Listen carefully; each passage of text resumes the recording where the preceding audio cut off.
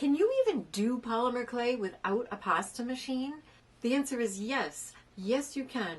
And I have for you a cool card trick that will cost you about $1, and you can get the same even thicknesses of clay that you can with a pasta machine. Be sure to stay tuned to the end for a few reasons why you still might want to consider getting one. Hi there, Sandy here. Welcome to another creative video at KeepsakeCrafts.net.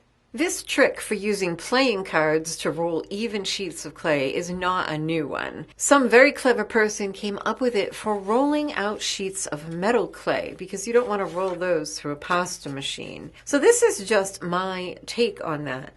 The way that would work was, say you wanted to roll a sheet of clay that was 4 cards thick. So here's 1, 2, 3, 4, 1, 2, 3, 4.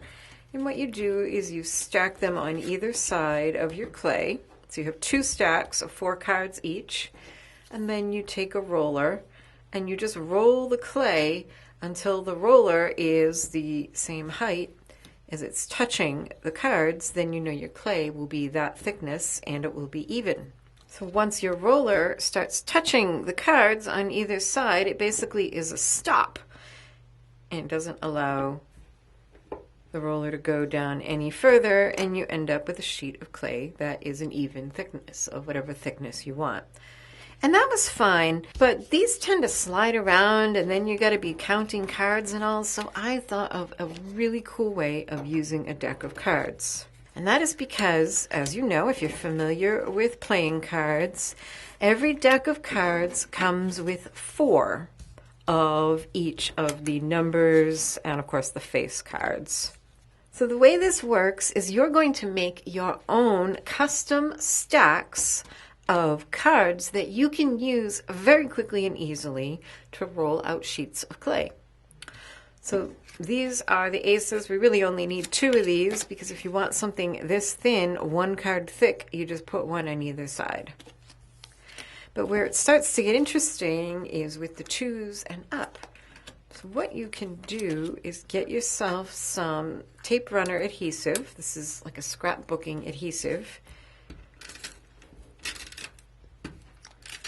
And glue your cards back to back. Now this is a stack that is 2 cards thick.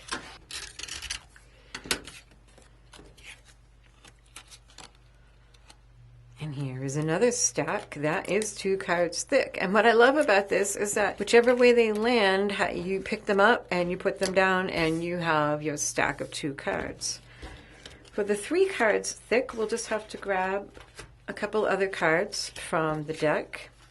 And I won't bother you with watching me glue them, but so here are 3 cards and I have a 3 on either side. And you do the same all the way up. So for the 4s, you'll need to grab 2 additional cards to put between them.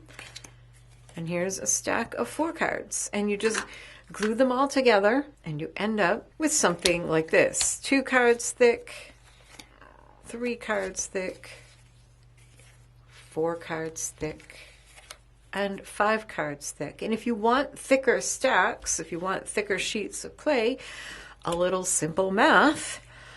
Put those together, you have a stack that is 8 cards thick. Put those together, you have a stack that is 6 cards thick. You can always add in the aces to make any number you want. Now these are the charts for my 2 polymer clay machines. You can see they're not exactly the same, but they're very similar. My thickest setting is on one machine 3 millimeters, on the other 2.8, and the thinnest on one machine is 0.3 millimeters, and on the other is 0.4 millimeters.